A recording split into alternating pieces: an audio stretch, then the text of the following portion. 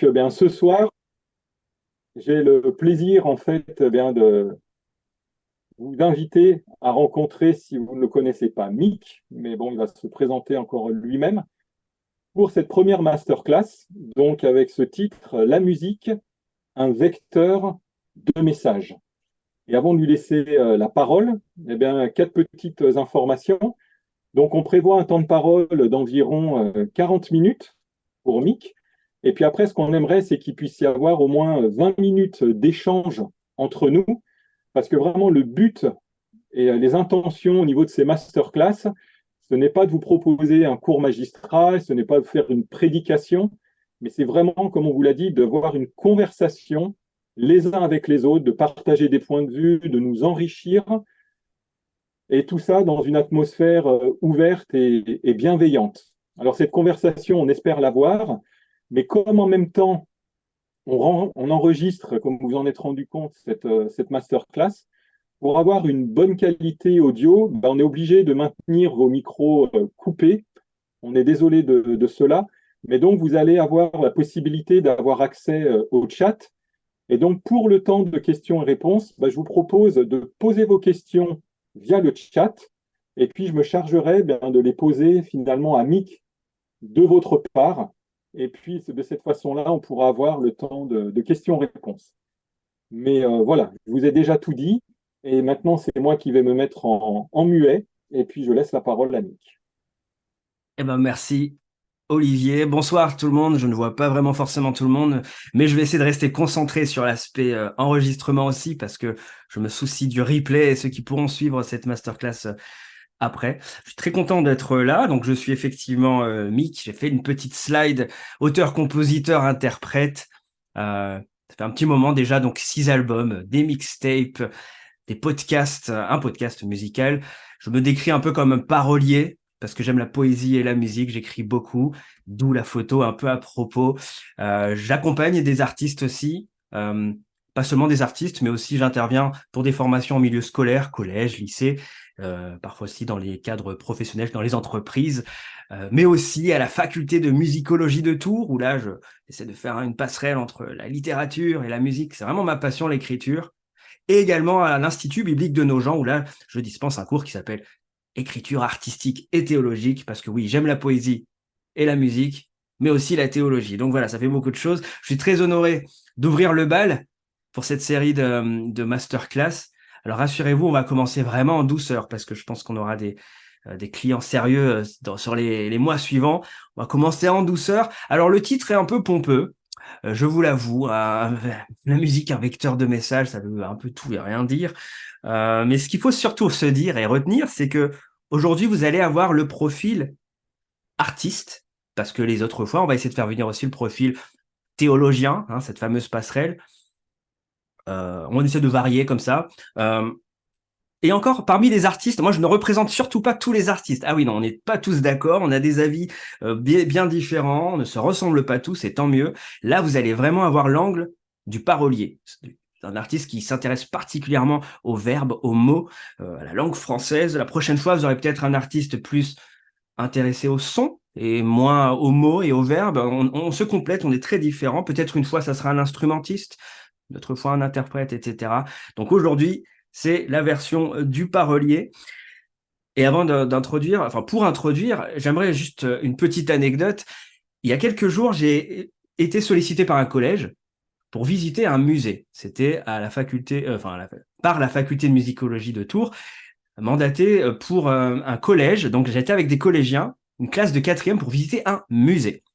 Beaucoup de ces collégiens n'avaient jamais posé les pieds dans un musée. C'était le musée des Beaux-Arts à Tours. Et ce qui était intéressant, c'est que chaque élève de quatrième disposait d'une petite feuille, c'était un canevas, une grille de lecture qui permettait à ces élèves de mieux aborder les peintures, puisque là, ils se retrouvent en face d'une jolie toile, comment regarder, comment comprendre, comment interpréter. Et là, il y avait des petites questions, une petite grille, quel décor tu vois? Est-ce que c'est plutôt en intérieur, en extérieur? Combien de personnages sur la toile? Qui est au premier plan? Quelles sont les couleurs qui te marquent? Et j'ai vu que ça les aidait bien, en fait, et c'était intéressant. Et moi, je m'étais dit, mais en fait, est-ce qu'il n'y aurait pas un canevas comme ça pour la musique? C'est intéressant. Et c'est ce que j'aimerais vous proposer. En fait, plus précisément, le titre, ça serait un peu la grille de lecture pour la musique que j'aimerais proposer. Donc, on va un peu s'arrêter pour regarder cette grille de lecture que j'aimerais vous proposer. Ensuite, on va voir quelques cas de figure notables en utilisant cette grille de lecture qu'on pourra décortiquer. Il faut toujours nuancer ce propos, donc bien sûr, je compte bien le faire. Et ensuite, il y aura ce temps de questions-réponses. Donc la grille de lecture de Mick, oulala, ça fait tout de suite très prétentieux. Mais en tout cas, cette grille de lecture que je vais vous proposer, moi, elle m'aide, comme pour les collégiens, mais cette fois-ci par rapport à la musique, à aborder, à appréhender la musique ou à analyser une œuvre musicale. Ça me structure un petit peu. Ça m'aide parfois même à créer, à repenser un peu à cette façon de décortiquer. Euh, donc que vous soyez artiste, créateur de musique ou simplement consommateur de musique, auditeur, j'espère que cette grille sera peut-être utile, pertinente pour vous aider, un peu comme pour ces élèves, à aborder les masterclass qui vont suivre. Ça peut peut-être aider. Ou lorsque vous allez écouter de la musique ce soir ou demain, pensez un petit peu à cette grille. C'est une grille que j'utilise déjà dans mon cours justement à Nogent, où j'invite les étudiants à la consulter, parce qu'on est déjà dans cette passerelle théologie et musique. Hein. Le cours, c'est écriture artistique et théologique. Donc voilà. Euh, parce que oui, je pense que quand on regarde une peinture comme ces élèves, il y a quelque chose qui est transmis. Hein. Il y a un message qui est transmis. La peinture transmet des choses, des émotions, un message, souvent très différent selon les élèves, mais il y a quelque chose qui se passe. Je suis convaincu que dans la musique, il y a aussi cette transmission. On reçoit quelque chose, ça ne nous laisse pas indifférents, il y a quelque chose qui se passe. Et si on parle de transmission, j'aime dire aussi qu'il y a un peu un phénomène de communication, quelque chose qui a été communiqué, parfois verbalement, parfois juste par un son. Et c'est tout vulgairement, en fait, ça, ce tableau, c'est simplement le schéma de la communication. Alors, il y en a qui vont dire, oh non, ben non, c'est de la musique, on ne peut pas résumer ça à ça. Rassurez-vous, je vais m'expliquer. Euh, le schéma de communication de base, je me suis dit, est-ce que ça peut être un type de canevas, de grille de lecture pour aborder la musique? Tentons. Déjà, sans parler de musique, quand moi je parle à mon oncle, allez, je vais prendre l'exemple de mon oncle, j'espère qu'il ne regardera pas ce replay, non, je vais être très gentil avec lui. Quand je lui parle, je l'ai désigné comme récepteur. Lui, il me voit comme l'émetteur, celui qui a quelque chose à dire. Il me voit comme Mathieu, c'est mon vrai prénom. Mick, c'est mon nom de scène, mais pour mon oncle, je suis Mathieu, j'ai cette posture de neveu. Et je lui parle en tant que récepteur. Quel est le thème que j'aborde? Alors lui, il aime bien parler de musique, de sport, donc je m'assure de parler de sujets qui l'intéressent, surtout pas de politique, il veut pas parler de ça. Donc je choisis un thème qui va pouvoir animer notre conversation. Parlons de Madagascar. Il aime parler de son pays, notre pays d'origine. Je choisis Madagascar comme thème. Ensuite, il y a un message. Quel est mon propos? Alors, on peut avoir 1000 propos à l'intérieur d'un même thème, 1000 messages. Hein. On peut dire je connais pas Madagascar, j'aime Madagascar, je connais très peu Madagascar, je parle malgache. On peut vraiment dire plein de choses. C'est ça le message. C'est quel est ton propos par rapport à ce thème donné. Donc, il faut que je fasse gaffe à ce que je dis parce qu'il sera très sensible à ce que je vais dire, quel est mon propos, quel est mon message par rapport à Madagascar. Ensuite, je choisis un canal. Est-ce que je parle en direct? Est-ce que je parle sur Zoom comme on le fait maintenant via un webinaire, une masterclass? Est-ce que je l'appelle? Est-ce que j'utilise WhatsApp? Alors, il dit qu'il a WhatsApp, mais ça ne marche jamais, il ne répond jamais, je sais pas pourquoi. Mais lui, c'est plutôt les SMS. Donc, j'ai compris que lui, si je m'attends à une réponse derrière, le canal à utiliser, c'est le SMS, visiblement. Ma grand-mère, ça serait le coup de fil. Ma nièce, ça serait Instagram. Voilà, le canal adéquat pour être sûr que le message passe. Et enfin, le code, comment il va déchiffrer. Hein. Bien sûr, vous allez me dire, en quelle langue on parle? Est-ce que je lui envoie effectivement un SMS, mais si j'écris en anglais, il ne comprendra pas trop. Je ne sais pas parler malgache. Du coup, on va parler en français. Et un français très simple. Pas de verlan, pas de mots trop compliqués, trop jeunes. Pas d'emoji, c'est un code, hein, les emojis. Une fois, je lui ai envoyé un emoji qui fait comme ça, vous savez, qui montre ses muscles. Et il m'a sorti la phrase pourquoi tu me fais un doigt d'honneur? Donc là, j'ai bien compris qu'on n'a pas les mêmes références, c'est pas le même code, donc on s'en tient au français. Et ça, c'est le schéma de communication. Vous allez me dire, bon, quand est-ce qu'on parle un peu de musique? J'y viens. J'ai soumis cette idée à un rappeur. J'accompagne, je vous l'ai dit, certains artistes. Il y a un rappeur qui me dit ah, je comprends pas, je fais de la musique, ça percute pas. Qu'est-ce que tu pourrais me conseiller? Et là, je lui sors ce tableau en lui disant essayons cette grille de lecture sur ton dernier morceau. Quelle est ta posture? Tu es qui? Il me dit moi, je suis Alan. C'est pour ça que je l'avais mis dans les émetteurs. Alan a 19 ans. Alan, rappe très bien. C'est toi l'émetteur. Mais quand tu rappes dans ton morceau là, idéalement, tu t'adresses à qui? Est-ce que tu as désigné plus ou moins ton récepteur? T'aimerais que qui écoute ta chanson? Ah oui, spécifiquement mes amis du basket. C'est précis. Mes potes du basket qui ont mon âge. On est dans le même club. On a mis ça chez les récepteurs. Et puis ensuite, je lui dis, mais quel est ton thème? Et là, il me dit, mon thème, c'est les galères de la vie. Oh, pourquoi pas? On aurait pu parler de plein d'autres choses. Il veut parler des galères de la vie, c'est très bien. Et là, je m'arrête déjà sur, est-ce que cet axe émetteur, thème, récepteur est déjà pertinent? Un peu comme pour mon oncle. Est-ce qu'en fait, il s'intéresse à ce sujet? Et là, il me fait, oui, oui, bien sûr. Mes potes, ils galèrent aussi, donc ça, ils s'intéresse. Très bien. Poursuivons. Quel est ton message? Il y a plein de messages par rapport aux galères.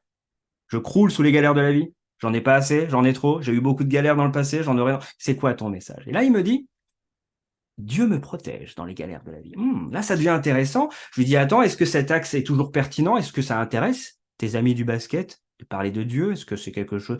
Oui, oui, bien sûr, ils savent que je suis croyant. Je suis certain qu'ils sont disposés à entendre parler de ça et à entendre spécifiquement ce message. Très bien, jusqu'ici, pas de problème. Quel est le canal que tu utilises? Comment tu veux leur faire passer ce message? Un mail, un message WhatsApp, un vocal? Ah non, je le fais en musique. Et c'est là. Je suis rappeur, je vais rapper. Et là, il me fait écouter, c'est un rap, oui, un rap que je qualifierais d'un peu chill. C'est un peu comme les musiques lounge que j'ai passées tout à l'heure pendant l'attente. Un peu lo-fi, on appelle ça chill, à 80 BPM. C'est pas très rapide, on peut bien comprendre ce qu'il raconte. Son morceau durait 7 minutes 30, les amis. Relativement long pour un morceau de rap. Euh, et là, je me pose la question, bah là, est-ce que l'axe émetteur, canal, récepteur est pertinent? Qu'est-ce qu'ils écoutent d'habitude? Quel est le canal qu'ils consultent généralement, surtout quand il s'agit de la musique, tes amis du basket? Et là, il me fait, ah oui, c'est vrai que généralement, ils écoutent de la drill. Alors, pour ceux qui ne sont pas trop au courant, la drill, c'est un genre musical, c'est un peu un sous-genre du rap, euh, beaucoup plus violent, rythmé, un rythme très, très marqué. Pas 80 BPM, pas trop chill, ça va beaucoup plus vite. En tout cas, c'est très intense. Et ça ne dure pas 7 minutes 30. Généralement, c'est plus dans les 2 minutes 40, 3 minutes à tout casser. Donc là, on se pose la question, est-ce que le canal finalement sera pertinent? Et là, il fait, ah oui, c'est vrai, peut-être un peu long. Et quand je lui demande quel code, est-ce que tu parles en français, en anglais? Est-ce que tu rappes Et là, il fait, ouais, non, je rappe en français, très bien. Quand j'ai lu les paroles de son texte, ça parlait de l'agneau immolé a versé son sang, versé pour moi sur. Ah oui, c'est du français, mais un français religieux quand même. Je lui ai dit que pour moi, le sang de l'agneau immolé versé sur moi, si je n'ai aucune notion religieuse, ça me fait penser à de la sorcellerie. Et tes amis du basket ont-ils déjà posé les pieds dans une église? Non. Ah, peut-être qu'au niveau du code, c'est peut-être là que ça bloque aussi. Attention. Et là, ça nous a aidé à réfléchir. On se dit, bah, peut-être qu'au niveau du canal et du code, il y a peut-être un souci à retravailler. Et ce qui est intéressant, et je conclus avec l'exemple Alan, c'est que plus on travaillait, plus on s'est rendu compte que le problème n'était pas vraiment dans le canal, ni au code, mais plutôt au niveau du récepteur. On a conclu ensemble que non, le récepteur n'était pas vraiment les potes du basket, mais c'était Alan, lui-même. Oui, et c'est OK. Il écrivait visiblement pour lui, et c'est très bien comme ça. Il avait envie de parler des galères de la vie et de se dire, bah, Dieu me protège. Mais si j'ai envie de le dire pendant 7 minutes 30 avec un style musical que j'aime bien et qui me plaît, qui est très chill, et qui me permet de dire que le sang de l'agneau immolé a été versé pour moi parce que c'est un vocabulaire qui me parle et que je comprends, ben je vais le dire. Alors certes, peut-être que ce morceau ne quittera pas les 4 murs de ma chambre, mais tous les morceaux ne sont pas destinés à aller sur Spotify. C'est un morceau réussi, c'est un succès. Donc il était rassuré. Et je lui ai dit, alors si vraiment tu veux faire un morceau pour tes potes du basket, on peut travailler ensemble sur un format plus court, peut-être un peu plus péchu au niveau du canal, avec un code plus adapté pour les fans de basket, pourquoi pas une métaphore filée autour du basket, et on a travaillé comme ça. Donc c'est pour ça que cette grille m'intéresse, et vu que je veux faire la passerelle entre musique et théologie, parlons un peu des théologiens. Parlons euh, d'un autre exemple, on en a rigolé un petit peu avec Nami Alan, mais la théologie. Alors juste, je précise quand on parle de théologie avec Olivier, c'est dans le sens le plus large possible, hein. C'est-à-dire juste parler de Dieu. Pas besoin d'être un théologien confirmé, ça fait un grand mot, mais simplement la discipline de parler de Dieu, étudier Dieu. Voilà. Donc, prenons l'exemple d'un pasteur. Donc là, on n'est plus dans le cadre musical, et c'est une histoire vraie. D'ailleurs, j'avais 19 ans, là, je vais vous raconter une vraie histoire. Un pasteur me disait, ben voilà, moi, aujourd'hui, j'ai prévu de parler à mon groupe de jeunes, c'est sa cible, donc c'est des jeunes, ils avaient entre 12 et 20 ans, 18 ans, groupe de jeunes, ados, très bien. Tu vas parler de quoi? Je vais parler de l'évangile. J'aimerais présenter l'évangile. Mon thème, c'est l'évangile. Oh, c'est très vaste. Quel est ton message précis? Parce qu'on peut dire plein de choses par rapport à l'évangile. Ah non, mais je veux vraiment leur présenter le fait que Jésus a tout payé. Waouh, ok, donc un côté sacrifice, ok, d'accord. C'est un beau message. Est-ce qu'ils sont prêts à recevoir ça? Oui, ce sont des jeunes, ils sont intelligents. Voilà. Quel canal tu utilises? Tu vas rapper comme Alan? Non, non, non, je ne sais pas rapper. Moi, je vais prêcher pendant 45 minutes. Là aussi, la question s'était posée et que je pourrais poser aujourd'hui à tout le monde, c'est est-ce que c'est un format adapté? Peut-être que oui, selon les cultures, parfois on a l'habitude d'entendre un orateur prêcher très longtemps. Il y a eu ce débat, je me souviens, pendant le Covid, on passait sur Zoom, toutes les églises passaient sur Zoom, est-ce qu'on passerait pas à 20 minutes parce que le niveau d'attention est réduit quand on est en ligne? C'est le canal. Prédication, pas forcément de musique, ok, c'est intéressant, on peut réfléchir sur... Il aurait pu écrire un livre, il aurait pu faire un grand mail, non, il a opté pour un canal oral, format prédication de 45 minutes.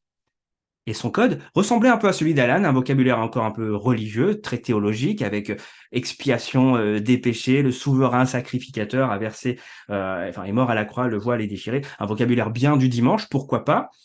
Mais il me disait, ouais, j'ai l'impression que ça prend pas, je sais pas s'ils ont bien compris. Et je me souviens qu'à 19 ans, donc c'était à cette période-là, je lui ai dit, écoute, je te propose quelque chose, à mon petit canevas, et si on jouait un peu sur les rôles et je prends juste la posture, non, je ne suis pas pasteur, mais je veux bien prendre le micro.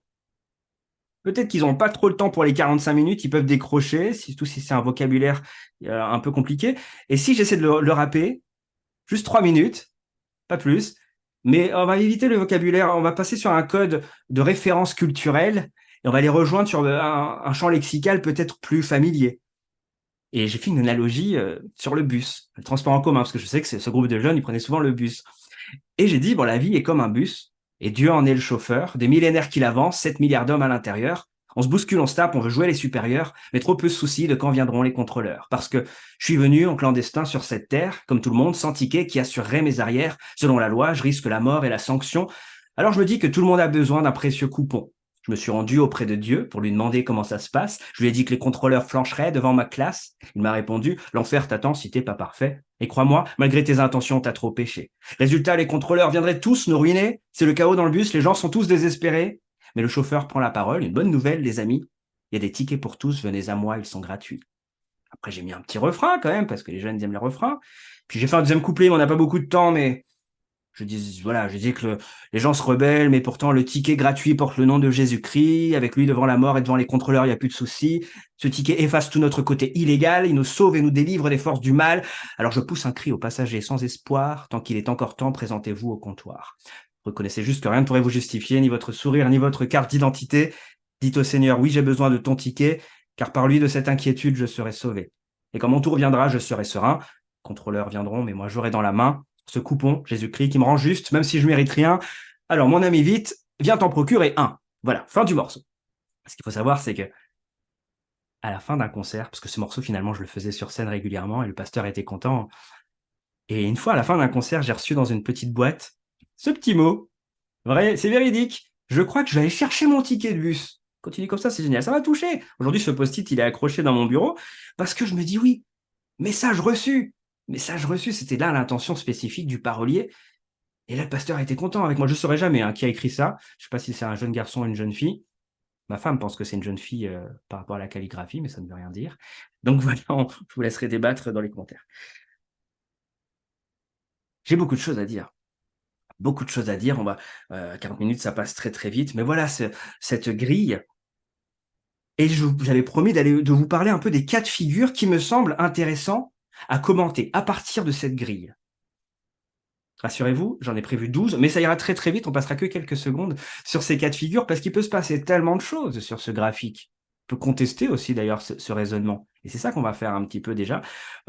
Déjà, le premier cas de figure, quelle posture? Moi j'aime bien cette question déjà, en tant qu'artiste, il faut se poser la question, t'es qui toi? Quelle est ton autorité? En tant qu'artiste ou en tant que pasteur? Parce que là, je suis là, je te parle en tant que pasteur, en tant qu'ami, en tant qu'oncle, en tant que cousin. Quelle est ta légitimité? Quelle est l'image que tu renvoies même en tant qu'artiste? Est-ce que tu représentes une communauté? Tu parles en ton nom ou tu parles avec ton alter ego, ton pseudo, de ton nom d'artiste? Quelle place tu occupes dans l'espace public ou sur les réseaux sociaux? Est-ce que c'est vraiment toi qui as écrit? Parce que ça se trouve, c'est l'IA. ChatGPT, ça c'est une question éthique. Qui est l'émetteur? Quelle est la valeur que ça donne directement à tout ton morceau? Donc ça, c'est un cas de figure intéressant. Je ne vais pas donner de réponse, hein, j'ouvre les questions. Est-ce qu'on peut faire de la drill pour parler de l'évangile? Ah, tout à l'heure j'ai parlé de la drill. Ceux qui connaissent ce style musical est souvent associé à une culture peut-être très violente, effectivement, et il y a des morceaux très violents. Mais je me souviens, c'est une vraie anecdote, j'avais visité une prison, je discutais avec les détenus, et je dis, mais qu'est-ce que vous écoutez généralement? De la drill. Je dis, mais quel style de musique vous écoutez pour écouter les paroles? La drill. Ok, donc je discute avec ces gars, et puis ils me disent, je dis, c'est quoi votre autre passion? Ils aimaient beaucoup le foot. Et en fait, avec l'aumônier, on n'avait pas beaucoup de temps. Je leur ai dit, bah, si vous voulez juste le résumé de ce en quoi je crois, vas-y, je le fais en drill. Elle m'a mis une instru bien péchue, très très courte, on n'avait pas beaucoup de temps, et j'ai fait une analogie au foot, en parlant de transfert, en disant que voilà, je ne veux pas vous le faire en entier. Hein. Mais je disais, voilà, le prix, autant Neymar, c'était 223 millions son transfert, moi, pour passer dans l'autre équipe, il a fallu carrément que le gars, il meure pour payer le prix. Et là, je faisais des références, j'ai été racheté à un grand prix, le mercato, le champ lexical, le code. Et vous savez quoi, histoire vraie, il y a des détenus. Alors pendant le morceau, ils bougeaient la tête, j'étais content, ça veut dire qu'ils captivaient bien. Je pense que peut-être que pendant une prédication de 45 minutes, je suis pas sûr qu'ils auraient. Voilà, je sais pas. Mais en tout cas, à la fin, il y en avait un qui m'a dit, mais c'est tout, c'est juste ça en fait l'histoire. Mais oui, c'est tout simplement ça. Ah d'accord. Et j'étais content parce que je me dis, ben voilà, c'était un canal bien efficace, la drill, en tout cas pour ce récepteur. Donc tant mieux. J'avance, j'avance. Autre cas de figure, les hymnes. Oh là là, j'ai tellement de choses à dire sur ça. Une fois, j'accompagnais une dame qui voulait créer un hymne pour son église, par son église, pour son église. Nous, on veut chanter un chant qui représente notre communauté, un chant pour nous. On ne veut plus puiser dans les gemmes et compagnie, notre chant à nous. Donc, je les ai accompagnés, c'était très intéressant. Nous sommes les émetteurs et les récepteurs, on veut juste chanter notre amour pour Dieu, notre message, c'est nous aimons Dieu. Quel canal. Et c'est là que c'était intéressant parce que déjà, les mélodies étaient un peu compliquées. Ça allait un peu vite, beaucoup de syncopes, beaucoup de contretemps. Je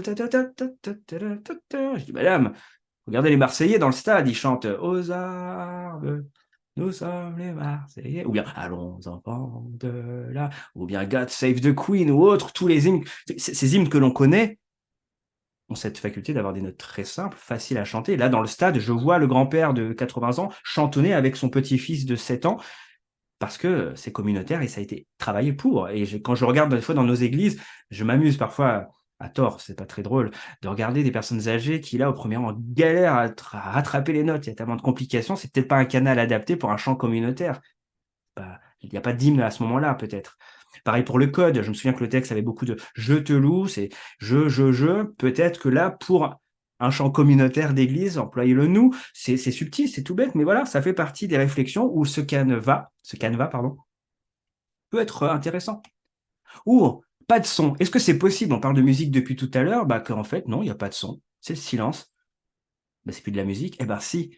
Et j'espère vraiment que vous serez des nôtres à Bruxelles en mai, puisqu'on compte parler un peu aussi du chant-signe. Là, il s'agit des sourds. Il y a de la musique en langue des signes. Souvent, ils ressentent les vibrations. Mais sinon, il y a aussi ce qu'on appelle le chant-signe. Et donc, c'est de la musique, mais sans son. Le canal, bah oui, bah, ça sera visuel. Et ça, c'est un aspect intéressant à décortiquer. Je n'irai pas plus loin. Je vous laisserai découvrir tout ça avec mon épouse, qui est spécialiste, en tout cas docteur en sciences du langage, spécialisée en langue des signes. Voilà, comme ça, vous vous inscrirez sur le site. Euh, Autre cas de figure. Ah oui, ça c'est intéressant. Je suis sûr qu'il y en a parmi nous qui disent bah, en fait, non, j'ai pas de message à passer. Moi, je fais de la musique. Des fois, c'est instrumental. J'ai même pas de paroles en vrai. Et on s'en fiche, il n'y a pas de message. C'est celui que tu veux. Tes récepteurs, t'entends ma musique. Si ça te fait rire, tant mieux. Si ça te fait pleurer, tant mieux. Ça te met en colère, tant mieux. Si tu prends ce que tu veux. Et ça, c'est très juste. Et c'est très beau. Et il en faut. Mais il y a toujours sa place dans ce tableau. On peut simplement écrire dans le graphique, bah, message au choix, ce que tu veux, ce que tu ressens. Et, euh, et, et je trouve que voilà, c'est un bon moyen de dire on n'est pas obligé de toujours tout mettre dans des cases, même si là il y a une case, on dit bah, le récepteur va définir lui-même. Et ben moi, en fait, s'il fallait remplir ta chanson, elle m'a donné de la nostalgie. Elle m'a dit crois à la vie. C'était pas forcément ce que tu avais envie de dire, mais voilà. Et ça, c'est très très beau. On peut avancer. Oula, j'utilise des grands mots. La satiété sémantique. D'ailleurs, il y a un synonyme, c'est la satiation sémantique. Qu'est-ce que c'est? En fait, c'est un docteur qui s'appelle Léon Jakobowitz James, qui en 62, dans sa thèse, en fait, il est philosophe et linguiste, si je ne me trompe pas, à l'université McGill au Canada. Il avait parlé, c'est lui qui a lancé ce concept pour dire que lorsqu'on dit plusieurs fois le même mot, dentifrice, dentifrice, dentifrice, dentifrice, eh ben, une sorte de fatigue et on oublie, on perd le sens, une sorte de fatigue mentale, et ça perd un peu de sa saveur et de son sens.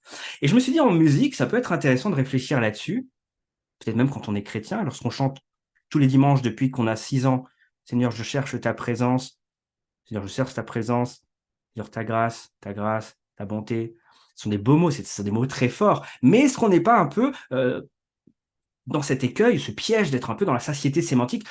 À force de chanter, je réalise plus trop ce que ça veut dire. Mais par contre, si tu me dis, Seigneur, tu es chef d'orchestre, tu es le manager qui gère, tu contrôles, ça veut dire tu es souverain. Mais ça change un peu. Alors peut-être que ça réveille un petit peu. Donc j'invite parfois les artistes à, comme dans la Bible d'ailleurs, jouer avec les mots, travailler sur le code pour éviter et contourner la satiété sémantique. Vous savez que dans la Bible, lion, c'est tout à fait très beau comme très mauvais. Alors, le diable est associé au lion qui rugit. Jésus, c'est le lion de Juda. La colombe, c'est stupide, mais la colombe, c'est très doux. Il faut le suivre. Le serpent, c'est le diable. Ah, mais le serpent, c'est aussi un objectif, un modèle rusé. Bon, bref, ça, la satiété sémantique, on peut la contourner. Donc, travaillons le code. On peut travailler avec des métaphores filées aussi. Je vous ramène au collège. Ah oui, utiliser un même champ lexical tout au long du morceau. David le faisait. L'Éternel est mon berger, la houlette est ton bâton, les verts pâturages. J'imagine que ces récepteurs, c'était souvent ses collègues qui avaient les refs et la référence culturelle de la vie de berger. Et ça, c'est une métaphore filée, l'utilisation des figures de style. Euh, Plus récemment, parce que David, ça fait longtemps peut-être, mais Rubens Sayens, que tout le monde peut-être connaît, il écrivait des hymnes, notamment qu'on chante encore dans nos églises, comme par exemple Torrent d'amour et de grâce. Bon, c'est une traduction, mais c'est Rubens Sayens qui a traduit, avec cette métaphore filée autour de l'océan, le torrent, l'eau, etc. Et ça contribue à un code qui parle au récepteur et ça fait cette passerelle entre l'artistique et la théologie. Avançons. Est-ce qu'il y a des mots universels? Alors ça, c'est un cas intéressant. J'ai découvert un artiste qui ne met pas de mots. Son code, ce sont des sons. Ce sont des gémissements, spécifiquement. Il me disait, moi, j'aimerais que mes morceaux soient universels. L'anglais, c'est presque universel, mais encore, il y en a qui ne comprennent pas. J'aimerais que tout le monde comprenne. Et il s'est mis à exprimer sa douleur par des oh, un peu comme du négro spirituel. On avait beaucoup de et sa joie, c'était et en fait, il dit ça, je suis sûr que en termes de code, mon canal, bon, que t'aimes ou pas, c'est un genre musical que j'ai choisi. C'est assez expérimental, mais ça rapproché quand même pas mal de l'électro. Mais au niveau du code, non, je ne mets pas des mots en français. Ça sera un langage universel. Ça sera mes gémissements. Et c'était très beau. Je continue. Ah oui, j'aime bien aussi ça. En termes de message, on peut aussi se poser la question, est-ce que je maîtrise vraiment le thème? Je veux parler de la prédestination, par exemple. J'ai vraiment envie de parler de ça à mes enfants, je vais faire une chanson, mais est-ce que je maîtrise vraiment? Est-ce que je suis sûr de moi? Enfin, c'est un exemple, hein, je n'ai pas d'enfant. Hein, euh, est-ce que je suis vraiment pertinent pour me prononcer sur ce sujet? Et c'est là que ça peut être intéressant, cette passerelle. Moi, c'est mon rêve à chaque fois qu'on toque à la porte les uns des autres. Là, c'est l'artiste qui va toquer à la porte du théologien. Forme-moi un peu, s'il te plaît, parce que j'aimerais parler de ça, mais je suis pas sûr d'avoir assez de matière. J'aimerais enrichir, être doctrinalement juste et théologiquement solide. Et inversement, là aussi, on a le pasteur qui peut toquer, comme on l'a vu tout à l'heure. Ça, c'est très beau.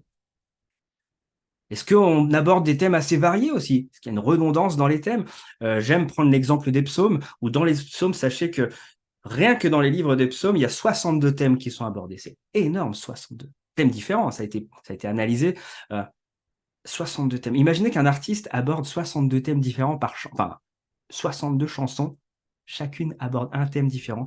L'amour de Dieu, la patience, le pardon. 62, ça fait 6 albums, ça. Toute une discographie de toute une vie. Alors que parfois, c'est vrai qu'on est tenté, nous, à trouver toujours, ma chanson, elle va parler de l'amour de Dieu. Celle-ci, elle va parler de la présence. Et c'est très beau. Mais parfois, on a tendance peut-être à limiter notre théologie à certains sujets, alors qu'on gagnerait à aborder plusieurs thèmes. J'avance, il en reste plus que 2, mais je pourrais tellement parler beaucoup plus longtemps. En tant qu'auditeur, on peut se poser aussi davantage en tant que récepteur à quoi, parmi tous ces rectangles, moi, en fait, je suis vraiment plus sensible au canal. Moi, c'est la musique qui m'intéresse. J'écoute même pas les paroles. Le code, peu importe. En anglais, allemand, c'est le canal. Et ça, c'est OK. Le message, moi, ça m'importe beaucoup. moi, c'est plutôt les thèmes. J'écoute que les morceaux qui ne parlent que de ça. Alors, on peut se poser la question, c'est très intéressant. Quand on est sensible. Parfois, il y a aussi des gens qui critiquent beaucoup le canal. Ah non, moi, pas le rap. Le rap, c'est le diable, hein. Alors, on a tendance à diaboliser ce qu'on ne connaît pas trop. Parce que dans la culture, peut-être qu'on a grandi dans un univers très, je sais pas, classique, le jazz ou je ne sais quoi. Et on a l'impression que c'est ça, les musiques solennelles. Et inversement, peut-être, et on l'a vu avec des exemples un peu plus tôt, c'est le rap qui va plus toucher telle personne. Et c'est juste peut-être pas trop ma culture. Et c'est intéressant de se poser la question, le canal, le code, moi, je suis sensible à quoi, mais ça ne veut pas forcément dire que tout le monde l'est. Dernier exemple, là vous allez dire enfin, mais qui parle de Jésus. On peut se poser la question, mais dans tout ça, Jésus, comment il travaillait sa com? Je peux vous dire que ce canevas, il le maîtrisait à merveille. Il ne va pas s'étendre sur ça, mais vous avez qu'à vous inscrire au cours que je donne à nos gens. On analyse tout ça justement. Émetteur, il savait parfaitement changer de posture. Parfois, c'est Jésus l'ami, Jésus l'enseignant, Jésus le confident. Il savait sa posture par rapport au récepteur. Et puis, il variait ses thèmes, il parlait de plein de thèmes différents. Son message était très clair, parfois provocateur, parfois subversif, parfois risqué. Le choix du canal, alors oui, alors ça, il faut que je confirme, j'ai discuté avec un théologien qui me disait que justement, il y a un cantique, je crois, qui a été écrit par Jésus, mais à confirmer. Mais en tout cas, il y avait cette forme artistique, puisqu'il utilisait déjà son espace. On sait, quand il prêchait notamment sur les barques, c'est pour travailler l'acoustique et s'assurer que le plus grand nombre puisse entendre. Donc, il y avait cet aspect pratique, logistique et artistique. Et dans le code, alors là, oui, il utilisait des paraboles, mais si ce n'était que ça, non. Beaucoup de figures de style. Je m'amuse des fois à décortiquer toutes les figures de style que Jésus utilisait. C'est impressionnant. Notamment, je connaissais les anaphores pendant les béatitudes. Heureux celui qui ça. Heureux ceux qui ça. Heureux, ça c'est une anaphore. Et puis il utilisait beaucoup d'hyperboles. Si ton œil est une occasion de chute, arrache-le. Ça c'est une hyperbole. Bon, il y en a plein. Il y en a plein. Jésus maîtrisait tout ça. Ça, c'était les cas de figure notables. Euh, Ça me passionne de parler de ça. Je pourrais parler de ça encore très longtemps, mais il faut quand même nuancer le propos avant de terminer. Et je nuancerai juste en 3 petits points. Et là, ça va vous rassurer si jusqu'ici vous vous dites, mais il est trop mathématique, trop scolaire. Oui, je sais déjà, je suis un parolier, je tiens à le rappeler. Et le parolier, ben voilà, il pense beaucoup au message. Donc effectivement, c'est forcément biaisé. Je suis très axé mots, message, j'ai envie de transmettre un propos. Mais ça, c'est moi. Et beaucoup d'artistes, comme je vous disais, sont plus sensibles à autre chose. Ça rentre toujours dans le schéma, à mon avis. On peut toujours tout mettre quelque chose. Et ultimement, moi, il est peut-être plus nécessaire pour quelqu'un qui a un peu accès message comme moi. Nuance numéro 2, ça rejoint la nuance numéro 1. On ne cuisine pas tous avec les mêmes objectifs. Je prends cette analogie culinaire, j'aime bien parce que quand on cuisine, certains cuisinent pour leurs enfants, donc adaptent leur cuisine pour les enfants. D'autres cuisinent pour eux-mêmes, comme Alan. D'autres cuisinent pour vraiment édifier les gens. Et donc, bon, je travaille vraiment ma plume pour qu'il y ait vraiment un message. D'autres disent non, moi, je veux juste que les gens s'ambiancent et ils réfléchissent par eux-mêmes. Je cuisine pour tout le monde, je fais de la quantité, peu m'importe ce que ça raconte, etc., etc. Et ça, il faut bien en être conscient. On ne cuisine pas tous avec les mêmes objectifs. Et enfin, bien évidemment, et ça résume le tout, on ne peut pas réduire la musique à un simple schéma de communication. Et heureusement d'ailleurs, hein, parce que ce serait bien triste. C'est tellement plus complexe, tellement plus vaste la musique. Mais je pense que là, ce schéma nous a quand même donné une bonne base pour quand même appréhender, comprendre, interroger les intentions de l'auteur et aborder la musique un peu de manière originale et décortiquée. Enfin voilà, on va entrer au temps de questions-réponses, mais avant cela, je me permets moi de mettre une première question sur la table qui pourra peut-être animer vos conversations ce soir au dîner. Parce que dans tout ça, je me suis posé la question, quand on regarde ce schéma, quid de la notion de musique chrétienne? Alors, c'est un concept parfois qui fait un peu rire parfois parce que il y a tellement de débats, oui, la musique chrétienne, la musique du monde. Bon, eh ben, à l'aide de ce graphique, on peut se poser la question, bah alors, qu'est-ce qui détermine une chanson chrétienne? Est-ce que c'est parce que l'émetteur est particulièrement saint? Si l'artiste qui produit de la musique est baptisé ou chrétien, alors c'est une chanson chrétienne par fois. Alors, on peut réfléchir, on peut se dire, bah non, quand même pas. Peut-être que certains le voient comme ça. Peut-être disent non, non, c'est quand une chanson est destinée aux chrétiens, ça fait que c'est une chanson chrétienne. C'est de la musique chrétienne si ça a été créé pour l'Église. L'interprétation, est-ce que c'est par rapport au thème? Est-ce que si ça parle d'amour, de Dieu, de repentance, de pardon, alors c'est une chanson chrétienne. C'est ça, en fait, qui détermine, peu importe l'émetteur et récepteur, il faut que ça parle de Dieu. Et du coup, ça fait qu'il y a des thèmes interdits.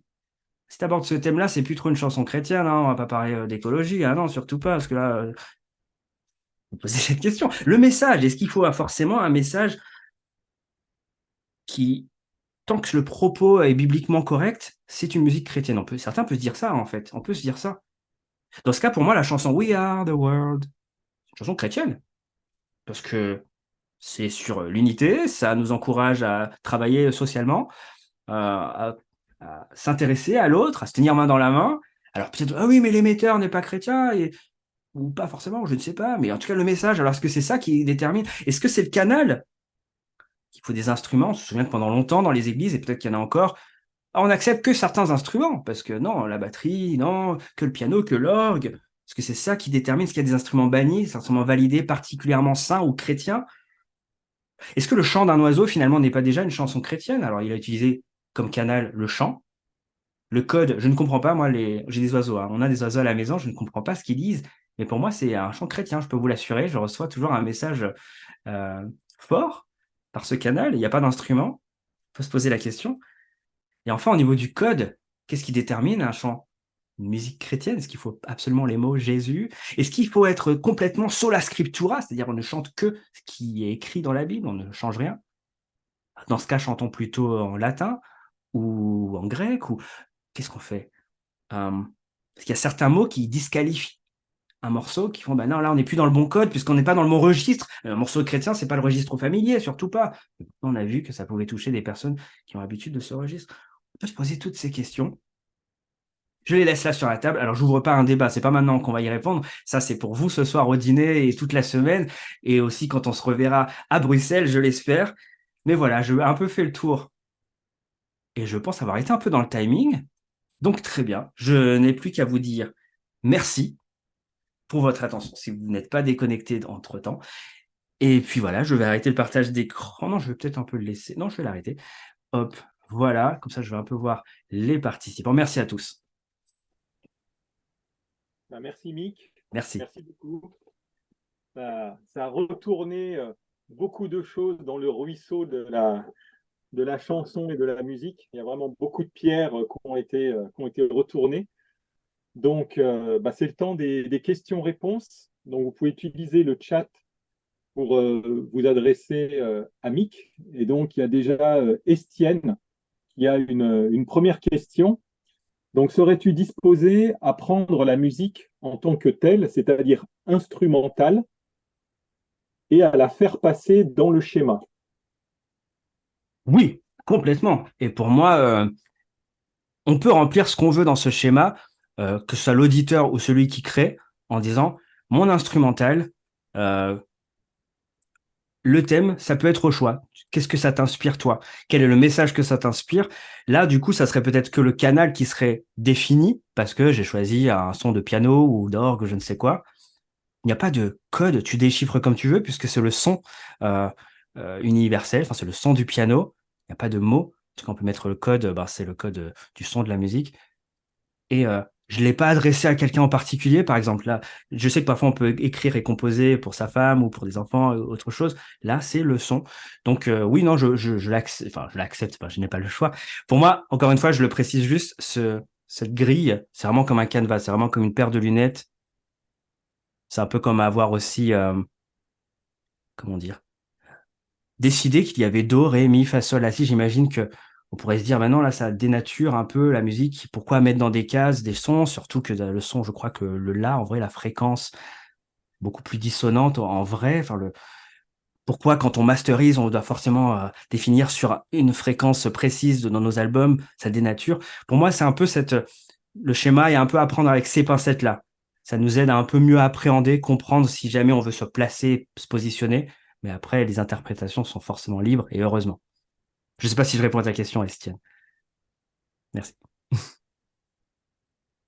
Donc, je vous laisse écrire dans le canal. Moi, j'avais une question, c'était par rapport à ces différents cas de figure. Oui. Donc, comment tu les as rassemblés? En fait, on a compris qu'il y avait de la lecture avec la satiété sémantique. Mais voilà, c'est par quel chemin, en fait, que ces différents cas de figure te sont apparus. Est-ce que tu penses que tu as fait le tour ou tu en aurais des nouveaux qui viendraient, quoi? Alors déjà, je vous en ai proposé 12, faute de temps, mais en vrai, j'en aurais proposé facilement 60, voire plus, euh, puisque c'est infini. Euh, Elles viennent souvent des expériences personnelles, mais aussi des échanges avec d'autres artistes. Quand je vois les blocages, les écueils, pourquoi on lutte, pourquoi le message ne, enfin, je reformule ça, on a du mal à composer, pourquoi on n'aime pas cette chanson, pourquoi on l'aime. Et en fait, tout ça, je me suis dit, on a des raisons différentes, on a des problématiques différentes, qu'on soit instrumentiste, parolier. Et en fait, comment on peut essayer de les répertorier sur cette grille? Est-ce que ça peut nous aider à se dire, mais ouais, en fait, je crois que j'ai du mal parce que déjà, je ne me connais pas moi. Et donc, côté émetteur, je chante, mais en fait, je ne sais même pas qui je suis. J'ai l'impression que je chante, je suis le porte-parole de ma communauté, de mon église, je chante pour faire plaisir à mon pasteur, mais je ne sais même pas ce que j'aime moi. Donc là, on peut se dire, bah là, on va travailler sur cette question de l'émetteur, l'identité. Et puis d'autres vont nous dire, ouais, non, moi, en fait, je lutte avec les mots. En tout cas, je ne sais pas bien utiliser la langue française. Donc là, on travaille sur le code. Puis d'autres personnes ont plus de mal sur le contenu, sur les thèmes abordés. Oui, j'ai l'impression que personne ne parle de ça. Pourquoi? Pourquoi il n'y a pas de chanson sur ce sujet-là? Et ainsi de suite. Donc, ouais, moi, je pense que c'est le fruit. Là, ce que je vous ai proposé, c'est un peu euh, les études différentes de chaque cas de figure. C'est pour ça que j'ai appelé ça les petits cas de figure que j'avais envie de vous partager là. J'en ai choisi 12, mais voilà, les retours d'expérience des uns et des autres, côté artiste, mais aussi un peu côté théologien. Merci. Je laisse un petit peu de temps si quelqu'un veut s'emparer de son clavier pour poser une question à Mick par rapport à ce schéma, par rapport aux figures de style, par rapport aux nuances aussi, hein. Il n'y a pas de. Sinon, moi, je continue sur. Alors, question de Lee. Oui, Comment rendre gloire à Dieu quand on écoute de la musique? Donc, la position du récepteur. c'est une très bonne question. Je pense que gloire à Dieu, c'est une notion de disposition de cœur. Donc, la question pourrait se poser aussi lorsqu'on fait la vaisselle ou qu'on passe l'aspirateur ou qu'on conduit. Comment gloire à Dieu, quelle est l'attitude de cœur? Si on est appelé à la reconnaissance, à la louange, alors est-ce que mon activité reflète un peu cet état de cœur? Je pense qu'il n'y a pas un template de il faut écouter particulièrement en fermant les yeux et dans une position à genoux. Il n'y a pas de template, là c'est une disposition de cœur. Donc forcément, il y a aussi ce qui va nourrir notre âme. Donc forcément, je pense que oui, l'impact des mots, s'il y a des mots dans ce qu'on écoute, si ça va vraiment à l'encontre ou à l'opposé de ce qui va honorer Dieu, alors là, je pense pas qu'on honore Dieu à ce moment-là. Euh, mais ouais, je pense que cette question, elle est assez large et ma réponse sera donc large. Euh, Elle sera donc un peu comme dans toutes tes autres activités, tu peux honorer Dieu par ta disposition de cœur. La musique ne peut que t'aider, te porter davantage ou effectivement t'en éloigner. Mais voilà, je sais pas si la réponse est un peu... la question est tellement large que Oui, c'est là qu'en fait merci. je me dis, ouais, c'est dommage que tous les micros, ça aurait été compliqué logistiquement, mais j'imagine qu'il y a des éléments de réponse complémentaires et on serait ravis d'entendre après les avis de chacun. J'ai noté Alors, une question là dans le chat, peut-être que tu l'as vu aussi. il y a deux questions, une de David Mass et une de David Razano. Je te propose qu'on prenne celle de David Mass parce que la réponse va être rapide vu que tu te décris comme un poète qui fait du rap. Et Ouais. après, je lirai la question de David Razano qui est plus longue. Est-ce que le schéma s'applique également pour la poésie chrétienne? Donc, à Mick, qui est le poète qui fait du rap, est-ce que tu dirais que ce schéma s'applique pour de la poésie chrétienne? Oui, non, mais moi, je pense que le schéma s'applique pour tout. Je l'appliquerai pour tout. Donc, Voilà. même pour de la musique non chrétienne, de la poésie non chrétienne, la notion de chrétien, pas chrétien, limite, elle m'importe peu, puisqu'après, elle va se glisser au pire dans les cases. Donc, oui, elle s'applique pour tout, à mon avis. Enfin, elle peut s'appliquer. Tu peux la remplir comme tu veux, en fait, quel que soit le style musical que tu écoutes et l'intention ou la religion que tu colles derrière. on peut l'appliquer. Et donc la question de David Razzano, donc, qui est plus développée, qui je pense traite du canal. Donc il y a le rythme, tout instrument est rythmique, la mélodie, tout instrument est mélodique. Pourquoi les psaumes de la Réforme sont-ils plutôt complexes mélodiquement? Et pourquoi aujourd'hui beaucoup de chants sont-ils plus rythmiques que mélodiques? Là, Le, tra- le ouais, travail pardon. du groupe Héritage est très intéressant pour remettre des chants traditionnels au niveau. Alors, il est écrit des émetteurs d'aujourd'hui. S'agit-il des émetteurs et des récepteurs? Les Des récepteurs. récepteurs, me dit David, pardon, des récepteurs d'aujourd'hui. C'est une très bonne question et je pense que je n'ai pas le diplôme de l'histoire de la musique ou de l'Église pour pouvoir développer ça. Je pense que là, on est vraiment presque dans le sociologique, dans l'historique et dans le culturel aussi. Euh, et assez dans le subjectif aussi, dans la mesure où, en tant que récepteur, on peut déjà trouver que ce soit trop mélodique ou trop rythmique et inversement. Euh, et je pense qu'il y a aussi le contexte culturel. Pour moi, un artiste devrait être réfléchir plutôt dans une logique de pertinence culturelle. À chaque fois, on prend l'exemple de Paul qui va s'adapter pour parler aux Athéniens sur la place publique parce qu'il prend les codes. Et je pense qu'aujourd'hui, tout va dépendre de ton interlocuteur. Effectivement, si tu as des interlocuteurs très sensibles à la mélodie ou aux musiques d'époque, alors bien sûr, on peut essayer de créer pour retrouver cette énergie-là, ou en tout cas ces intentions-là.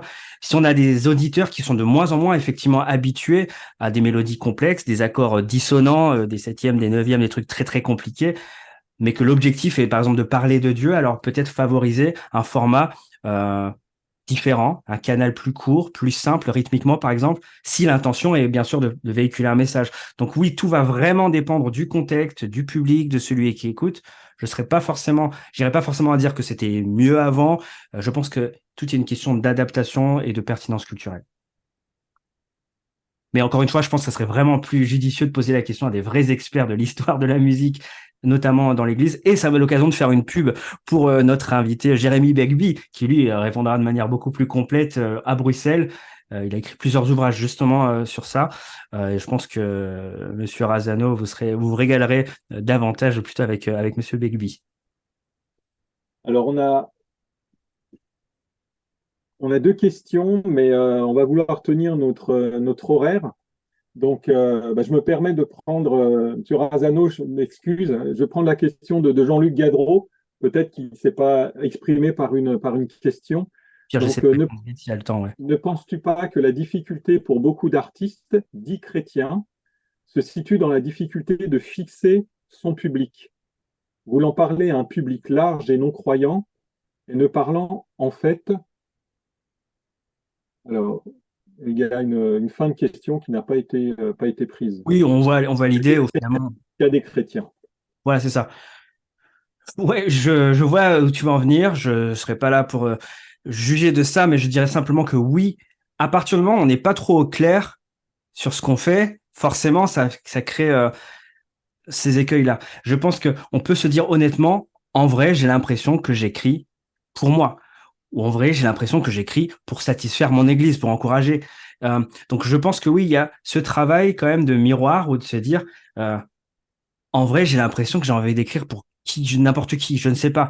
Mais se poser quand même cette question, euh, c'est une prédisposition qui évite effectivement de faire fausse route.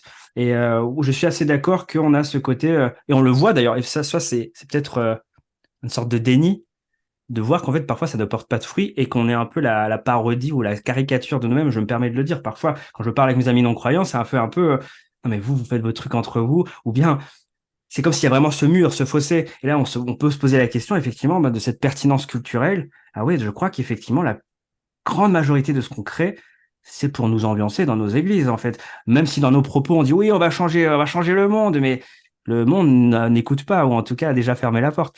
Donc, on peut réfléchir comme ça, et effectivement, se poser très honnêtement, en se disant, bon, bah, dans ce cas, va falloir un peu travailler ma communication. Je suis toujours sur WhatsApp, mais j'ai l'impression que mon oncle ne répond pas. Et s'il fallait peut-être passer sur SMS, quoi. C'est un peu ça.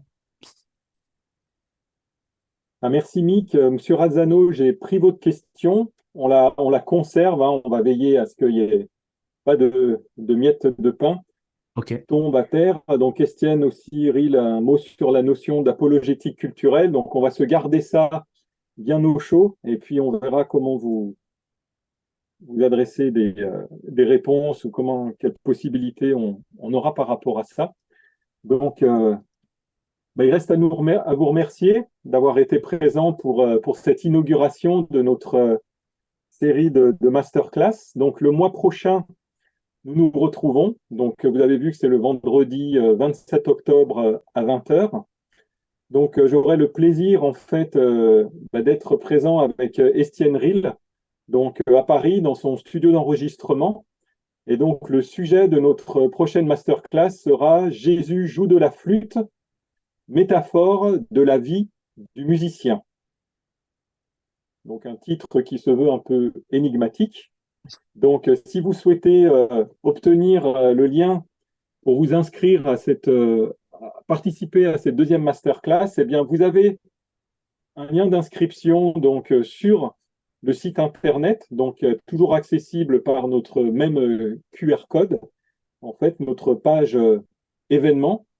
Et vous verrez que sur cette page événement aussi, on a mis toute une petite galerie de petits boutons où l'on vous invite en fait à pouvoir participer, si vous le souhaitez, via un don en fait à Imago Dei pour les frais de production, de diffusion de cette série de masterclass. Donc c'est une invitation. Sentez-vous libre, mais n'hésitez pas, nos boutons sont jolis et ne demandent qu'à être cliqués. Eh bien voilà, nous avons terminé pour ce soir. Merci vraiment pour votre présence, votre attention. Et puis, eh bien, j'espère au mois prochain, le 27 octobre, à 20 heures. Bonne fin de soirée à vous. Merci Au à tous. revoir. Bonne soirée à tous.